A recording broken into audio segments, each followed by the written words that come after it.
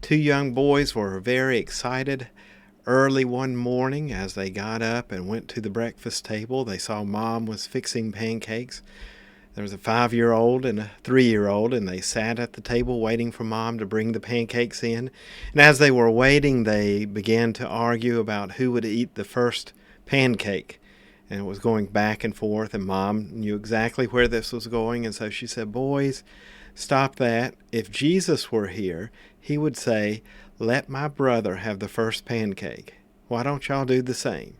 And the 5-year-old said, "Yeah, let's pretend that." And he turned to his 3-year-old brother and said, "You pretend to be Jesus."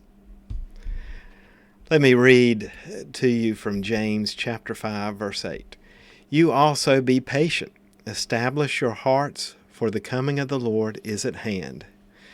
Now, these young boys, they were not being very patient about pancakes, and I bet if we think about our life, we're not very patient about some things as well. We have some expectations about how things should go in our life, maybe even when we should get back outside. But here, James is talking about our spirit and how to center our spirit. And to me, as I read this, obviously James knows about the grace of Jesus Christ, but as he talks to us as Christians, he says there are some things that you can do that as you walk through your life of discipline, as you walk as a follower of Christ, make sure as you're waiting for the return of the Lord that you establish your hearts. And what a big topic that is. I don't have enough time to talk about that today, maybe a sermon sometime. But think about that today. What is establishing our hearts? And let's look at that word a little bit. Establishing is to, grounding ourselves, grounding our heart, grounding our spirit in the Lord. You also be patient. Establish your hearts, for the coming of the Lord is at hand.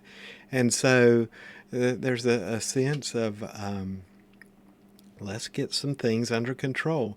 It's almost like if you run across the Psalms, some of the David Psalms are so pertinent to our lives. And the one that's coming to mind now, "Why so downcast, O my soul?" And that was him, and I'm going to assume a dark place. Something's happened, and he is not in a good place. He's depressed, he's hurting, he's sad. And this is him talking to himself. Why am I so depressed? Why am I so sad? Have you ever found yourself doing that before? Saying, why am I so sad? Why am I so fearful? Why am I so angry? And it's like stepping back and taking an account of yourself and saying, I shouldn't be at this place. I need to establish my heart, center myself in the right place. And this is, I think, what James is talking about. Be patient, establish your heart. Remember, God is coming, and whatever event's coming our way is not as big, or it's not as it doesn't need all of our attention. Remember, we belong to God. We're His, and He's coming back for us. And so establish your hearts. Be patient. Put yourself in the right place. And like David said, he began to question himself, why so downcast? And he moves to a place saying, I don't accept that feeling anymore. I don't have to feel that way. I don't have to act depressed. I don't need to go to this dark place, because God is with me.